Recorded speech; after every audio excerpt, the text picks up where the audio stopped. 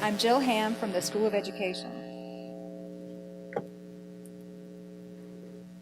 On the Pearl project, Peers Engaged as Resources in Learning, which is funded by the National Science Foundation, my colleagues and I have applied principles of continuous improvement from the model that Laura presented earlier to understand and support teachers' use of small group learning in their instructional practice.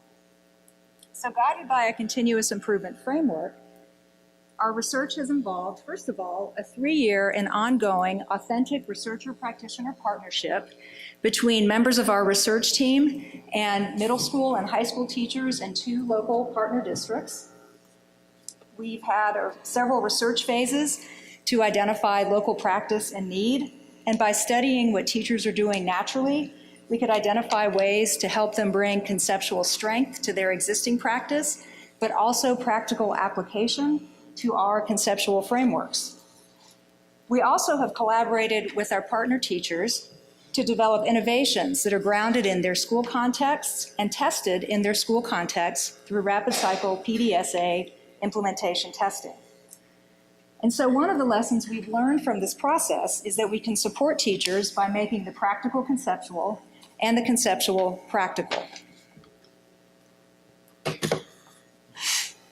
In our research study, we observed the ways that teachers manage small group work in their classrooms, and we identified particular instructional moves that occur naturally as teachers interact with their students as they engage in small group work. We classified, sequenced, and named the common and potentially effective strategies that teachers were using, and we tied conceptual purpose to each one.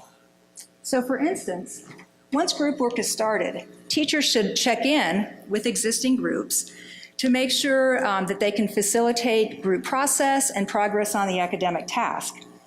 But we've also learned from working with teachers that they should check out of the group as well, that they should explicitly return the focus of the group work to the students. And one of the things that we've learned is that this is often an absent move when teachers use small group work, which leaves a lot of ambiguity for students as to what they should be doing after the teacher leaves their small group. So these are examples of things that teachers are likely to recognize that they use these moves in some form, but we're finding that they can really support high-functioning group work when they use these practices with deliberate, sequence, and purposeful choices.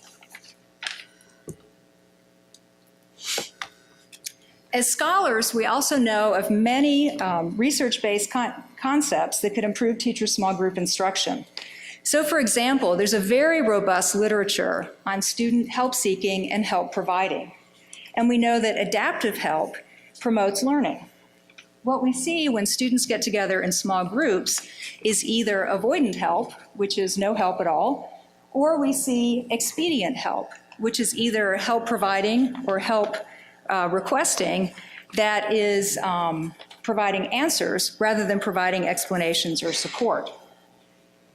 So we wanted to help teachers translate these concepts into practices that made sense in the context of group work in their classroom. So we worked with our partner teachers to develop and test formal help-seeking and help-providing prompt cards that we associated with particular small group tasks.